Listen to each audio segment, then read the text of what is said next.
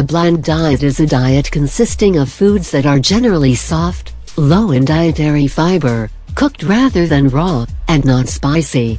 Fried and fatty foods, strong cheeses, whole grains rich in fiber, and the medications aspirin and ibuprofen are also avoided while on this diet. Such a diet is called bland because it is soothing to the digestive tract. It minimizes irritation of tissues. It can also be bland in the sense of lacking flavor, but it does not always have to be so. Non-irritating food can be appetizing food, depending on preparation and individual preferences. Bland diets are often recommended following stomach or intestinal surgery, or for people with ulcers, heartburn, nausea, vomiting, and gas. A bland diet allows the digestive tract to heal before introducing more difficult-to-digest foods. A bland diet is designed primarily to help patients recover from gastrointestinal conditions or other medical circumstances in which improved digestion would be essential. It is not especially effective as a long-term weight loss diet, although portion sizes are strictly controlled. Many people find a bland diet to be very difficult to maintain, although some find the use of acceptable spice alternatives does make it easier. Most patients slowly return to a more normal diet once their medical issues have been resolved. Quitting gluten. That means no wheat, rye, barley, which is a must if you have celiac disease. If someone who has celiac disease eats gluten, their immune system damages their small intestine. Hasselbeck self-diagnosed her celiac disease after years of being told by doctors that she had irritable bowel syndrome. She researched it and eventually realized that she had celiac disease. A doctor later confirmed that. The G-Free diet has tips for avoiding gluten when you're dining out, at a party, or enjoying an evening at home. Hasselbeck guides you through the ins and outs of going gluten-free, unearthing surprising gluten sources, teaching the best way to decode food labels, and more. What you can eat and what you can't. On the G-Free diet, you'll avoid all foods that contain gluten. The Hawker's Diet, humorously subtitled How to Lose Weight and Hair Through Stress and Poor Nutrition, is a diet plan created by the founder of Autodesk, John Walker, outlined in an electronic book of the same name, that attempts to aid the process of weight loss by more accurately modeling how calories consumed and calories expended actually impact weight. Walker notes that much of our fat-free mass introduces signal noise when trying to determine how much weight we're actually losing or gaining. With the help of a graphing tool, Excel is used in the book, he addresses these problems. Factoring in exercise, and through counting calories, one can calculate one's own total energy expenditure, basal metabolic rate, thermic effect of food, and day-to-day exercise, and cut back calorie intake or increase exercise to lose weight. Walker describes the diet as approaching weight loss as an engineering problem, claiming that his approach enabled him to reduce his weight from 98 kilograms to 66 kilograms in a year, and keep it stable afterwards. The diet also uses a trend line as a control system to allow the dieter early warning of relapse after the target weight is reached. As Walker states, the vast majority of people who lose weight end up, in relatively short order, gaining back every pound they lost. A quick check of the trend line provides an easy way to make small adjustments in intake, allowing much greater control of weight for life. Walker uses Excel spreadsheets to log weight and produce charts, but provides a list of other software packages that may be used. Walker also provides a free online tracker and grapher at his Formulab website, and the program EatWatch, mobile tracking and charting services for the Palm platform.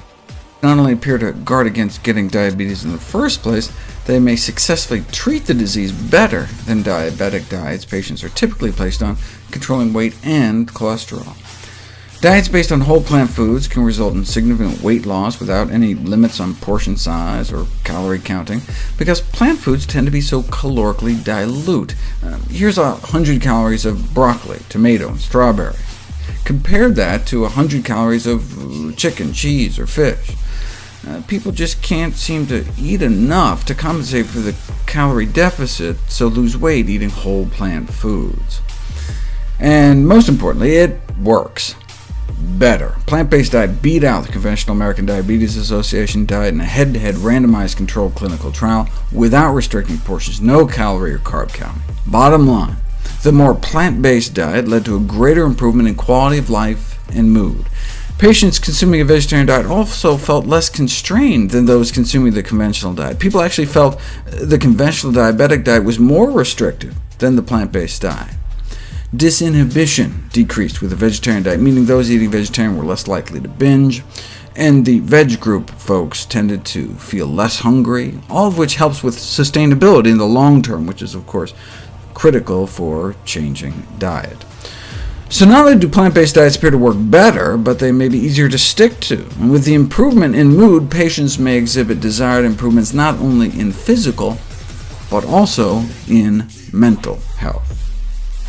The Pritikin program for diet and exercise is a fat diet originally created by Nathan Pritikin. The Pritikin program has been documented to improve cholesterol profiles better than cholesterol-lowering drugs like statins, and has also been found to lower blood sugars, normalize blood pressure, and shed excess weight. A meta-analysis of 864 type 2 diabetics found that 74% on oral medications left the Pritikin Longevity Center within 3 weeks free of these drugs, their blood sugars in normal ranges, and 44% on insulin left insulin-free.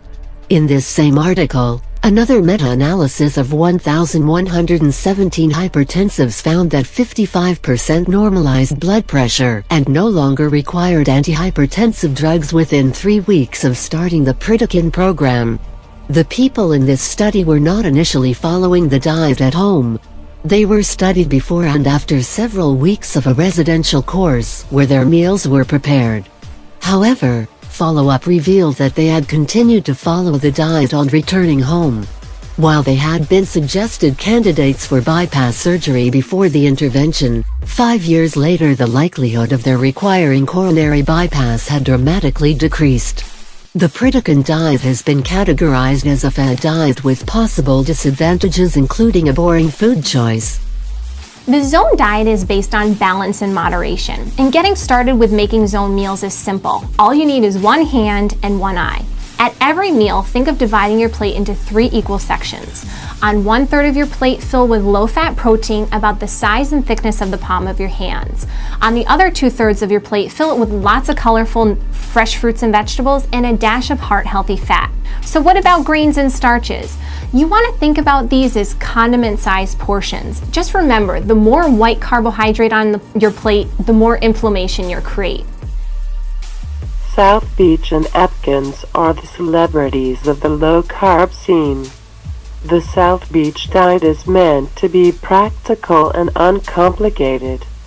There's no need to count calories or figure percentages of fats, carbs, and protein. Your meals are normal in size. Limitations. It's okay to bend or break the rules every now and then. If you ever indulge in Phase 2, Augustin suggests switching back to Phase 1 until you lose the weight you put on. Then return to where you left off. Cooking and shopping. Dishes are easy to make, with ingredients found in supermarkets or in most restaurants. The plan requires snacks between meals, but they are the kind that can be thrown into a briefcase or backpack in the morning and eaten on the run. As the book says, packaged foods or meals, yes, although you don't have to buy them. South Beach diet foods for sale include everything from snack bars to smoothies. The DASH diet, Dietary Approaches to Stop Hypertension, is a dietary pattern promoted by the US-based National Heart, Lung, and Blood Institute to prevent and control hypertension. The DASH diet is rich in fruits, vegetables, whole grains, and low-fat dairy foods. includes meat, fish, poultry, nuts, and beans, and is limited in sugar-sweetened foods and beverages, red meat, and added fats. In addition to its effect on blood pressure, it is designed to be a well-balanced approach to eating for the general public. DASH is recommended by the United States Department of Agriculture (USDA) as one of its ideal eating plans for all Americans. The DASH diet is based on NIH studies that examined 3 dietary plans and their results. None of the plans were vegetarian, but the DASH plan incorporated more fruits and vegetables, low-fat or non-fat dairy, beans, and nuts than the others studied. The DASH diet reduced systolic blood pressure by 6 mm Hg and diastolic blood pressure by 3 mm Hg in patients with high normal blood pressure, formerly called prehypertension. Those with hypertension dropped by 11 and 6 mm Hg, respectively. These changes in blood pressure occurred with no changes in body weight. The DASH dietary pattern is adjusted based on daily caloric intake ranging from 1,600 to 3,100 dietary calories.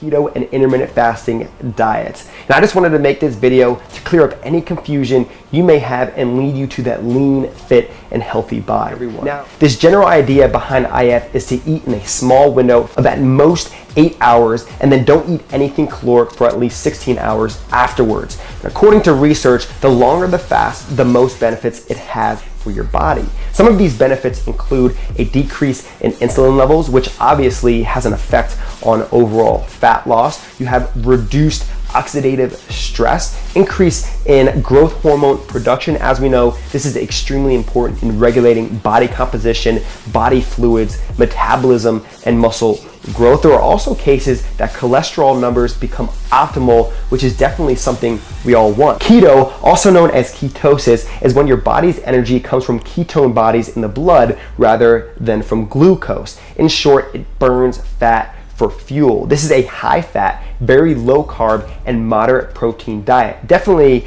a fun way to eat. So what are some of the benefits? First, it's improved weight loss. When you eat less carbs, your body releases less insulin, which forces your body to enter into existing fat stores for energy. That is when you are in ketosis though. Remember that. You don't just want to stop eating carbs after watching this video. Just listen to the benefits and negatives of each, then make an educated decision. This next benefit really opened up my eyes. It is still being studied and has not been proven for everyone, but when in ketosis, your body actually starves cancer cells. It is believed that cancer cells cannot metabolically shift to use fat rather than glucose. Therefore, if there is no glucose, then the cancer cells starve, right? I believe there needs to be more research in this area, but if it does work with patients, which some research seems to substantiate that, I definitely would be one to recommend it.